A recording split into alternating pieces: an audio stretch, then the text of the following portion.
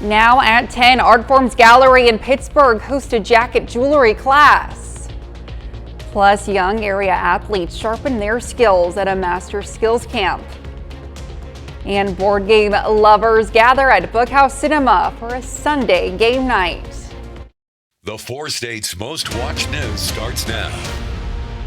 Officials say 3 people are dead after an air evac life team helicopter crashed in Oklahoma. This is KOAM News at 10. I'm Elise Noe. It happened shortly before midnight last night. Authorities say the helicopter took off from Oklahoma City, headed west about 75 miles toward Weatherford. However, it crashed near the town of Hydro, killing all 3 crew members on board.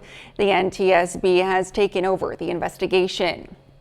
County leaders in Camden County say a road and bridge supervisor has been stealing gas. So far, he isn't facing criminal charges. Marina Silva explains.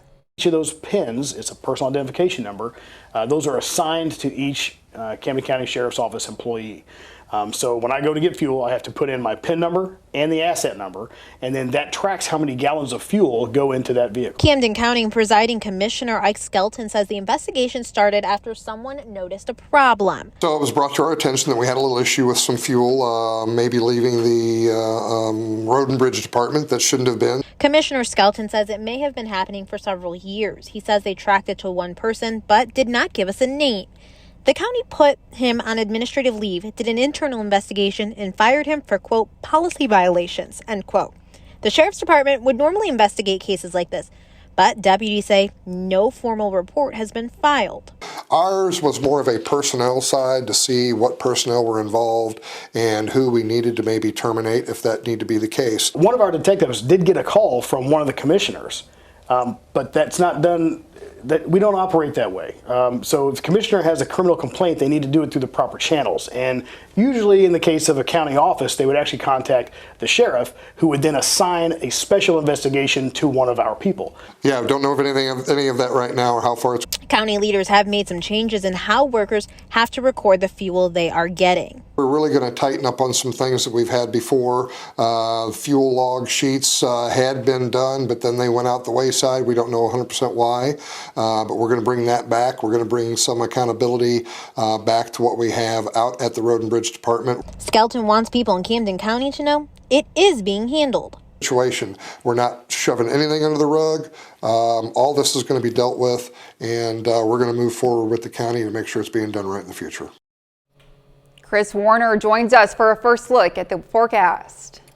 And we've got winter weather advisories across the entire area running until noon tomorrow. We're going to touch on those in a moment. Earlier, Skywatch Storm Tracker showing clouds rolling in, and off to our south and to our west is where that activity is rolling in from. And we're starting to get into that now here as we head into the late evening hours, and we'll continue to see that. Earlier today, we had the clouds ahead of everything, and we had some slightly breezy conditions out there. MoDOT camera 20th and Rangeline, our camera on the Cornell complex. You can see the flags blowing there on top of City Hall. But we've had that southerly breeze, and that's allowed us to be a little warmer. Again, winter weather advisories through noon, and this is for that potential for some freezing rain across the area. Yesterday started the day at 3, made it up to 22, so not near our averages. Today, much better, and we're going to be doing much better as we head through the rest of this upcoming week. We're going to talk about that rain, the freezing rain, and those rain chances for the week ahead here in just a few more minutes. We'll check in with you soon. Art Forms Gallery in Pittsburgh invited locals to learn how to sustainably add their own personal touch to their outerwear at a jacket jewelry class.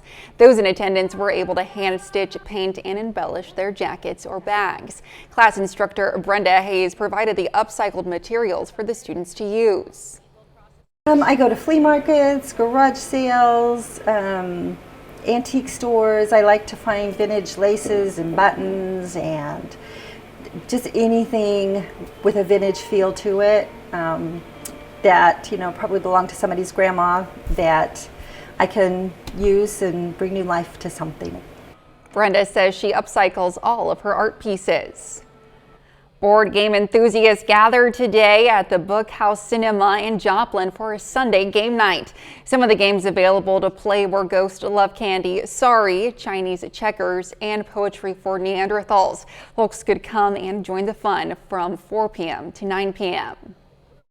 So what happened was when I lost my wife about a decade ago, and we were playing board games, and we were getting bored with Monopoly, playing Monopoly 5 times in a row. So I decided to buy some new games, and I met other people who like these new games. And so when I moved back to Joplin, I decided to try to fill that need. There was a 10% discount on food and drinks for every participant. Young softball athletes in Pittsburgh had the chance to learn fundamental skills from experienced college coaches today at the Master Skills Camp hosted by Fast Pitch Masters. Today's camp was held at the World Class Sports and featured 4 sections where the athletes could enhance their hitting, infield, outfield, and speed performances.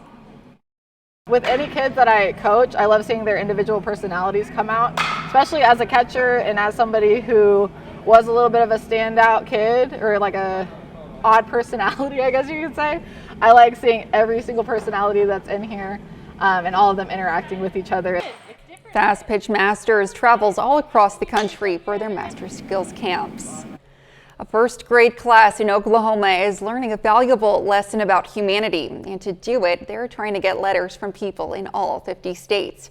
Ryan Gillen explains. Okay, so go ahead and take out your crayons, please. All you need is love. The vision for this project. Mrs. Harbin's first grade class at Okmulgee Primary is trying to spread that message across the country. The students hope to receive a letter or postcard from each of the 50 states by Valentine's Day. We will take a heart, and whenever we receive one, and we'll put it on the map. Along with making new friends, Okay, listening ears on. Mrs. Harbin hopes her students learn about new places. We're going to dive into that state, dive into that country, whether it's the food or maybe they have some famous locations, famous people. One of my little ones just said NFL teams, and so we're going to dive into it. There are a few places the students are particularly hoping to receive a postcard from. Florida, Ohio, Texas. Mrs. Harbin is asking for encouraging words to uplift her kids, and in return, the kids will send a letter back. It only takes one just to spread love, whether it's in your community or in the world. And a small class here in Okmulgee, Oklahoma is able to touch as many lives and as many countries as they can just with this one project. This one project will pour love into everyone involved, proving that love is really all you need. Coming up, Ron DeSantis drops out of the presidential race just 2 days before New Hampshire's primary. We'll have the details. Florida Governor Ron DeSantis today announced he has dropped out of the GOP primary and is endorsing former President Donald Trump. This just 2 days away from New Hampshire's first in the nation primary, as CBS's Christian Benavides reports. I am today suspending my campaign. Florida Governor Ron DeSantis ending his GOP bid for the White House. It's clear to me that a majority of Republican primary voters want to give Donald Trump another chance. In a video posted on social media, he endorsed former President Donald Trump. He has my endorsement because we can't go back to the old Republican guard of yesteryear that Nikki Haley represents. He ran a great race. Having said that, it's now one fella, one lady left. Mr. Trump holds a commanding lead in New Hampshire. Still, he has been on the attack against Haley. Nikki Haley is counting on Democrats. On Fox News, the former president was asked why he mocks her first name, Nimrata, although she uses her middle name, Nikki. With her, it's just something that came. It's a little bit of a takeoff on her name, her name, wherever she may come from. Haley was born in the United States. She has been gaining ground in the polls.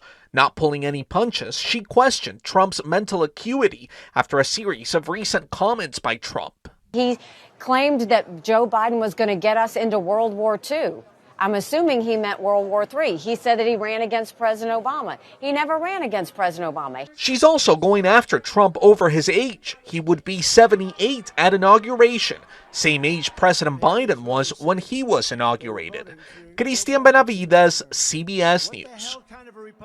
A little later, some tips to help you take care of your diesel vehicles during cold temperatures.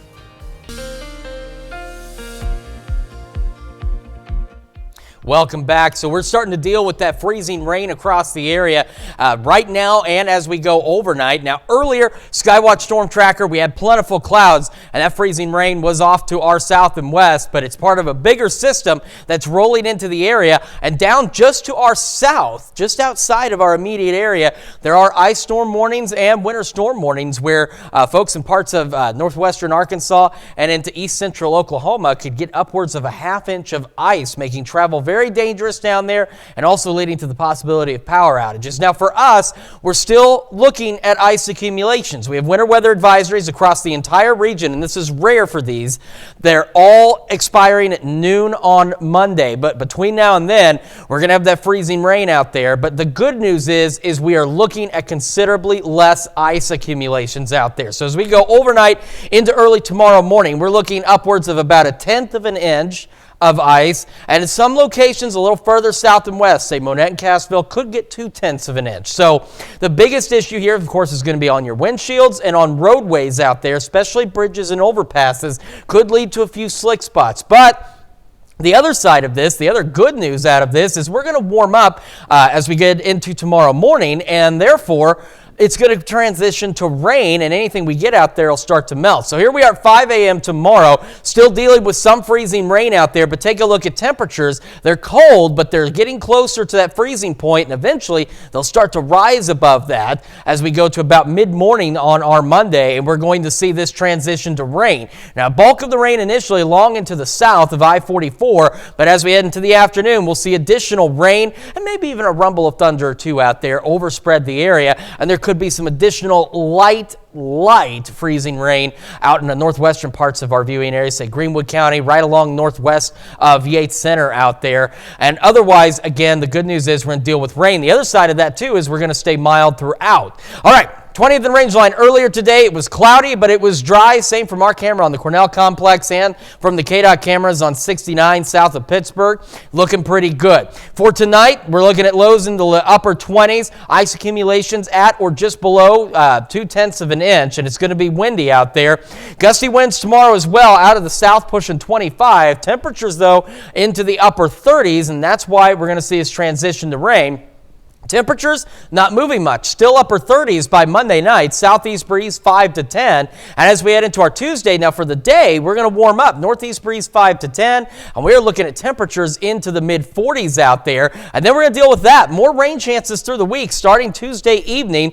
But take a look at our temperatures. They stay quite nice as well as we start going upper 40s, even mid upper 50s for a bit as we head toward the end of the week with on again, off again rain chances out there. And as we head into next week, take a look at what we may be looking at by next Tuesday. We're talking temperatures potentially in the low 60s out there. So this freezing rain situation isn't going to stick around very long. All right, thanks, Chris. Well, this cold weather can be hard on vehicles of every type, and if yours runs on diesel, it could develop even bigger issues if you don't stay ahead of it, like freezing up or what's called gelling. But there are things that you can do to prevent that. First, don't fall behind on scheduled maintenance. You can also add an additive to your fuel to keep the diesel from freezing or gelling up. One mechanic says you could risk your ride not starting or dying on you as you roll down the road. Really just stay on top of your maintenance, your fuel filter changes, and then get an additive ahead of time. We recommend every 15,000 typically, or every 15,000 miles typically. This time of year it's never a bad idea if it's been a while to go ahead and get that changed. And if you warm up your diesel truck or tractor before heading out, don't leave it unattended. It could get stolen. Car owners are still facing rising auto insurance costs, and there's a couple of reasons why.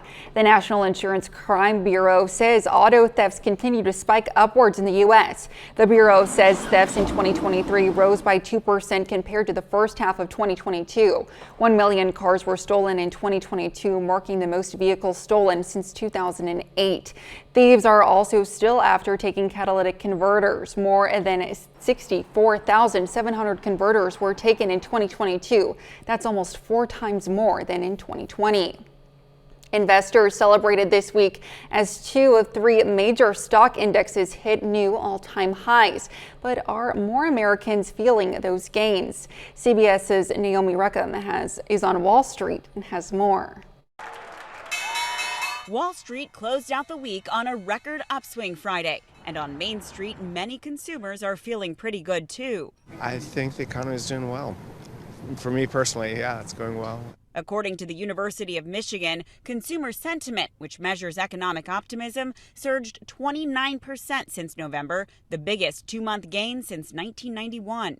Mark Zandi of Moody's Analytics says Americans' perceptions are finally catching up with reality. They're seeing the low unemployment, lots of jobs. Wage growth is strong. It's stronger than the rate of inflation, so their real incomes, purchasing power is improving. Another perk? Prices at the pump nationwide are averaging about $3 a gallon for regular unleaded, but a cloud still hangs over the housing market. Especially for first-time home buyers.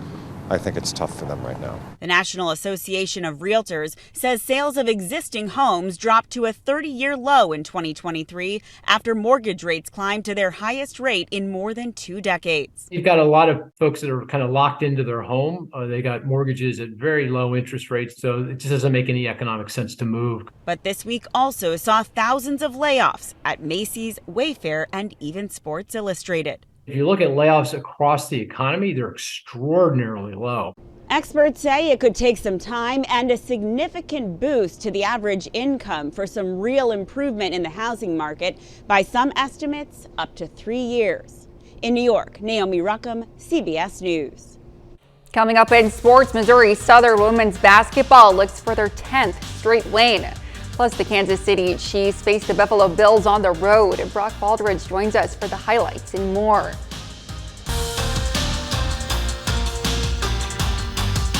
Well, it's been a long wait all week, but the Kansas City Chiefs finally suit up to take on the Buffalo Bills on the road at the AFC Divisional Round. The winner advances to Baltimore for the AFC Championship game. Chiefs versus Bills in Buffalo. Patrick Mahomes playing in his first road playoff game of his career, taking on Josh Allen and the Bills. We pick things up in the second quarter. Josh Allen fakes out the defense here. Looks like he's going to score in the corner of the end zone, and he does. Touchdown, Buffalo. The Bills take a 10-3 lead early on. Later in the half, Chiefs are down 10-6. Patrick Mahomes throws to a wide-open Travis Kelce for the easy touchdown for a 22-yard completion. And seems that the number 22 is pretty appropriate based on who's in the building. And his brother Jason Kelce also in the suite of Taylor Swift. Loving the action. Chiefs lead 13-10. Fast forward to the fourth quarter now. After a failed fake punt by Buffalo, the Chiefs pitch the ball to McCole Hardman. But wait a minute, the ball bounces out in the back of the end zone. Initially ruled down, but the call is overturned and it's a touchback. Bills take over, just brutal. Then, under 2 minutes left in the game, Tyler Bass sets up for a game-tying field goal. 2 words Bills fans are all too familiar with: wide right. It's no good, and the Kansas City Chiefs hold on to beat the Buffalo Bills 27-24 to advance their 6th straight AFC Championship game. So here you have it. The Kansas City Chiefs will hit the road once again next weekend to face the Baltimore Ravens in the AFC Championship game. Second time in franchise history that both of these teams have met in the postseason. Kickoff is scheduled for 2 p.m. Central Time on CBS. Winner heads to the Super Bowl in Las Vegas. Over to the NFC Divisional Round. It's the Detroit Lions versus the Tampa Bay Buccaneers. In the first quarter, quarterback Jared Goff throws this one to the back of the end zone, and he connects to Josh Reynolds. The Lions take a 10-3 lead. Next Tampa Bay possession, Baker Mayfield is going to throw this one. Rainbow pass here to Cade Otton, and 2 yards out. Bucks answer. We're all tied up 10-10 apiece. Fast forward to the fourth quarter, game tied at 17 apiece. Jared Goff hands off to Jahmyr Gibbs, and he goes up the middle. Plenty of open space there. Touchdown Detroit, and the Lions take a 24-17 lead. The Motor City is starting to feel it. Under 2 minutes left, Lions lead 31-23. Baker Mayfield throws a dangerous pass up the middle. It's intercepted by Derek Barnes. The Detroit Lions win back-to-back playoff games, and they're headed to the NFC Championship game. Lions beat the Bucks 31-23. So with Detroit winning, the Lions have reached the NFC Championship game for the second time in franchise history in the Super Bowl era. The Detroit Lions face the San Francisco 49ers. Kickoff is scheduled for 5:30 p.m. right here on Fox 14. Winner advances to Super Bowl 58. In college hoops, the Missouri Southern Lions hit the road for a rare Sunday afternoon game. The women's team looks to win their 10th straight game. Meanwhile, the men's team looks to bounce back after a loss. The women's team goes into Emporia State, and the Lions get the job done on the road. Missouri Southern beats the Hornets 76-43. The Lions are somehow still unranked. They've now won their 10th straight game. Chrislyn Jones led the way for Southern as she scored 22 points for MSSU. Just after the women's game, the men take the floor against Emporia State. Missouri Southern got some clutch buckets down there in the stretch. Southern wins this game 73-70. Both men's and women's teams return home to Joplin this Wednesday when they face Northeastern State. Let's look for sports. We'll be back right after this. The nomination window is closing tonight at midnight for the 4 states' finest. It's our Viewers' Choice Awards. Head to KOAMnewsnow.com/finest to nominate a local business you think deserves the honors. By nominating a business, you also get the chance to win $100. 2 winners are randomly chosen. The voting window starts the 26th. Let's check back in with Chris for a final look at the forecast. All right, so again, we're going to have the freezing rain tonight into early tomorrow morning, so a glaze of ice out there, especially bridges, overpasses. Watch out and be prepared to scrape your cars. However, it transitions to rain by mid-morning, temperatures warming up.